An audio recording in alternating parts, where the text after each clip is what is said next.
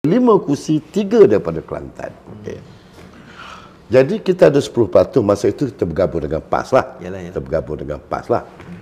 Jadi bila setiap kali pilihan raya, malah pilihan raya baru ini pun kita hanya berada dalam 10% saja. Ya. Kita kena terima realiti ini. Okay. Tetapi apabila PMX menjadi kerajaan, kita telah menampakkan satu perubahan baru. Kita sudah setakat ini, kita dapatan saya dan beberapa kawan-kawan, kita sudah mencecah hampir 15 hingga 20%. Sokongan. Okey, sokongan. Okay. Bagi atas kertas, okay, apabila kita bergabung dengan kerajaan, dalam kerajaan perempuan dan dengan UMNO, kita anggap kalah. UMNO kekal dengan 30%. Kita anggap.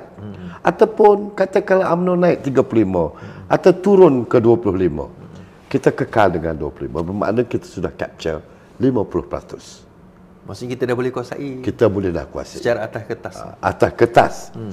Okey, mungkin orang boleh petikaikan, okey, PRN 15 baru ni juga dalam kerajaan perpaduan. Betul. Kenapa kita tak menang? Tapi Hampir semua. Kita hanya ada 2 don saja kita menang. Ya. Mungkin orang petikai kenapa tidak berlaku sebenarnya. Okey, saya boleh jawab persoalan ni.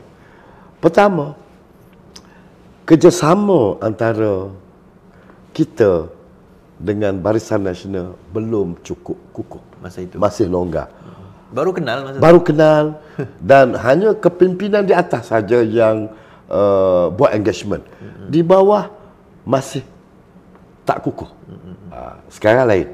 Sekarang ni rata-rata dalam kawasan-kawasan parlimen di seluruh negeri Kelantan sebagai pengurusi, dan saya berbincang dengan pengurusi Badan Perhubungan UMNO Kelantan, Datuk Seri Jazlan, kita sudah menampakkan satu kerjasama yang baik.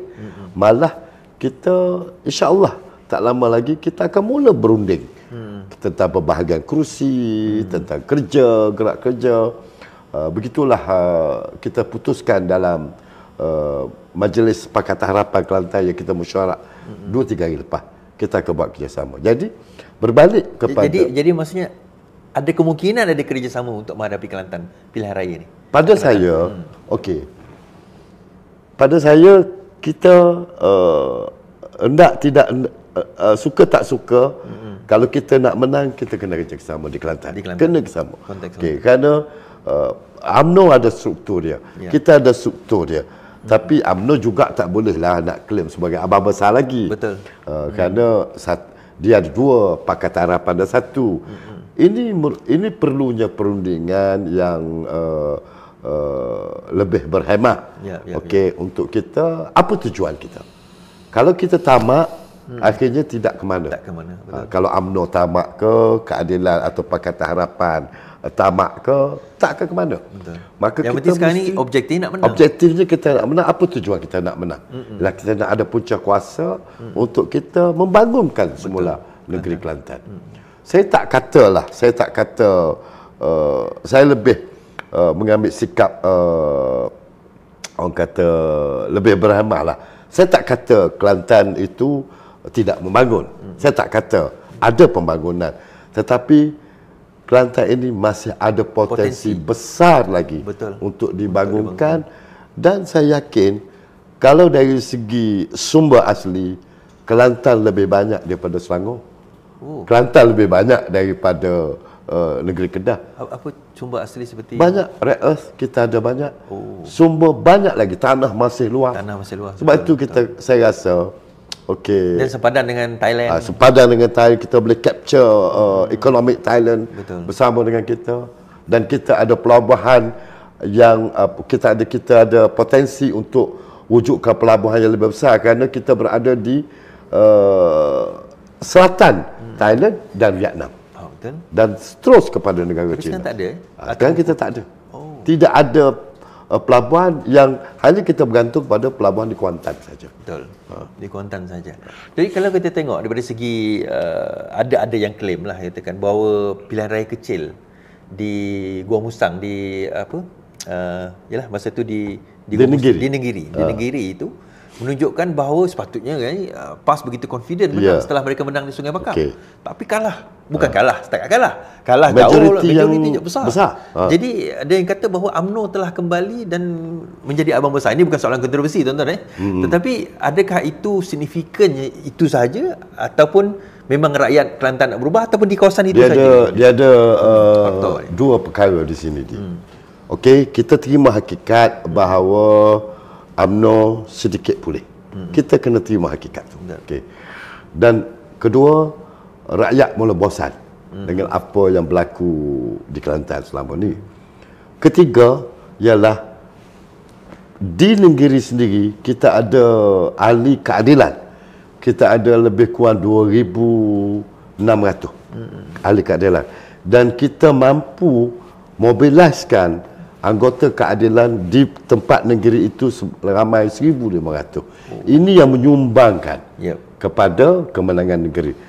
Dan kedua yang menyumbangkan kepada kemenangan negeri ini ialah perubahan anak-anak muda yang telah pun memahami dan telah pun digest apa yang falsafah kerajaan Madani.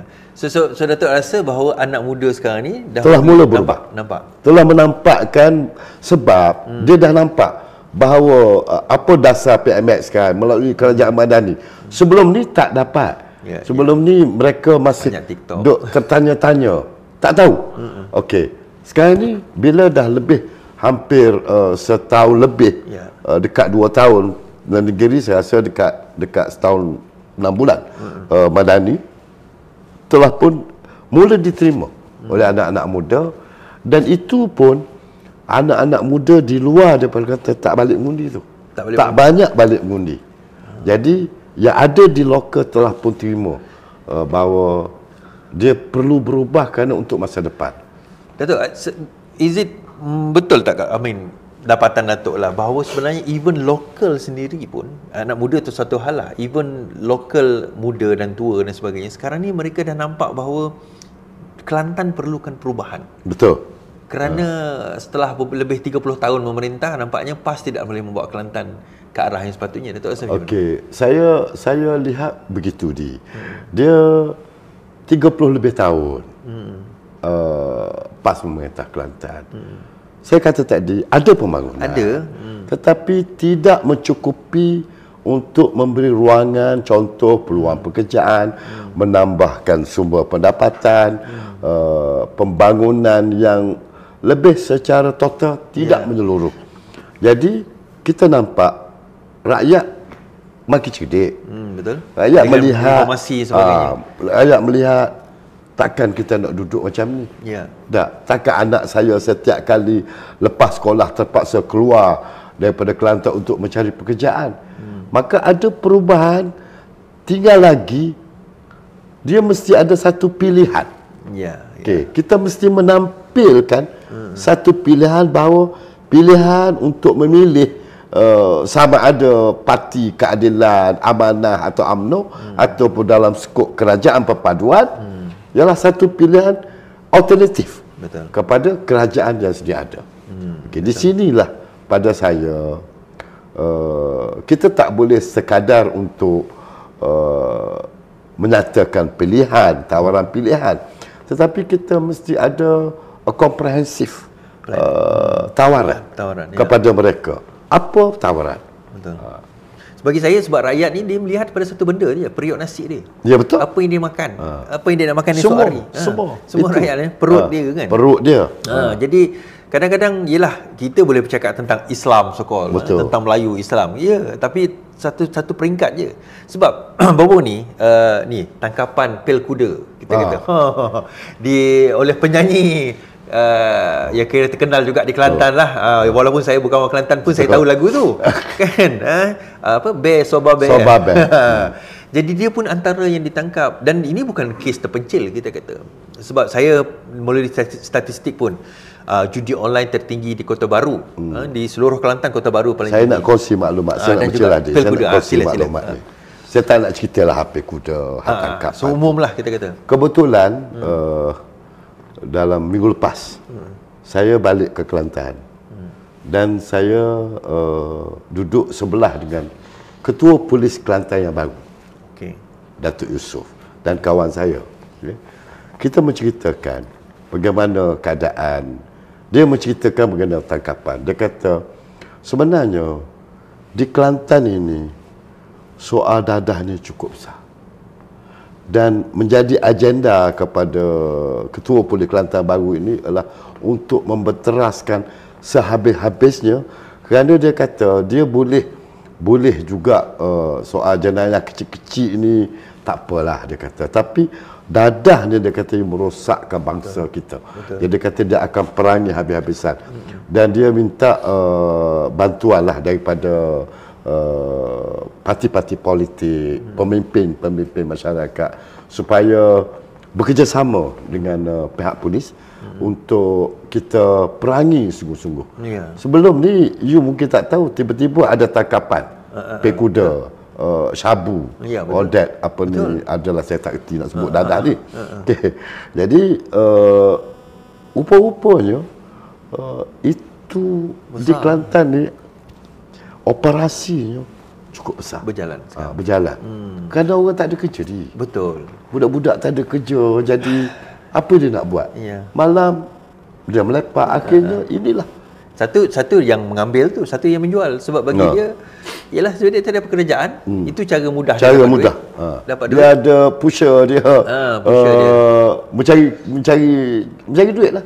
Dan saya tahu dekat Kelantan ni dia ada sempadan, dia ada jalan tikus. Betul. Jalan tikus tu bukan kita tak tahu, kita betul. Saya pergi hari tu, saya tengok kawan saya kata, ni boleh bawa ke barang ni? Tak apa, kita bawa jalan tikus. Kita tengok sampai dah barang ni.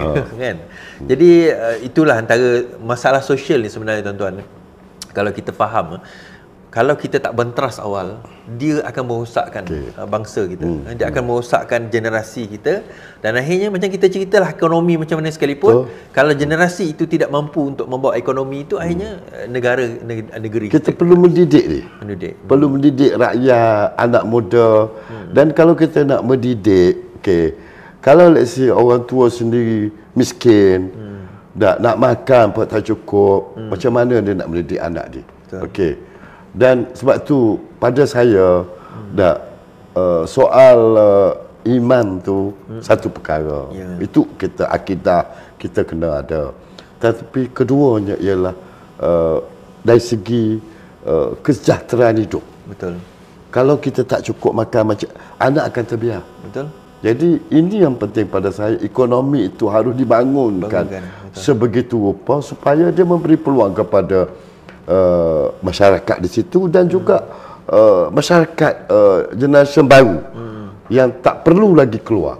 Tapi saya rasa tu, kalaupun Pakatan Harapan UMNO memerintah, tak tergugat pun Islam, tak tergugat pun keimanan mereka. Orang solat 5 kali sehari juga. Adakah Pakatan Harapan akan tutup pondok? Tak. Malah masjid-masjid yang ada sekarang ini, kalau kita kira berapa masjid yang dibuatkan oleh PAK, kita boleh kira. Betul. Sebab tu saya lebih pendekatan kita ialah supaya jangan rakyat ni terkongkong, sempit, rigid dengan ekstrim agama ni. Kita mesti ada fundamental dia. Supaya akhirnya kita boleh menilai. Sebab tu kadang-kadang kalau kita tengok ramai juga ulama-ulama di Kelantan ni yang tak bersetuju dengan PAS ni. Betul. Pendekatan dia terlalu. Tapi disebabkan mereka kadang-kadang tak ada suara. Kerana itu bila saya kadang-kadang berjumpa dengan beberapa ustaz, mereka juga mahu supaya bukan soal politik pada mereka, tetapi soal bagaimana kita nak membentuk masyarakat ni. Dan kebetulan kita nak PMX perkenalkan masyarakat Madani, kerajaan Madani, Kelantan juga harus ikut. Dan kita ni Serambi Mekah. Betul. Dan macam kita kata, kalau siapa pun pemerintah di Kelantan, Datuk Supardi ni orang Islam, Datuk Supardi ni orang Melayu, kita kata pemimpin UMNO ramai yang Islam Melayu, perkataan apa? Majoriti Islam Melayu, kita kata. Tak tergugat pun.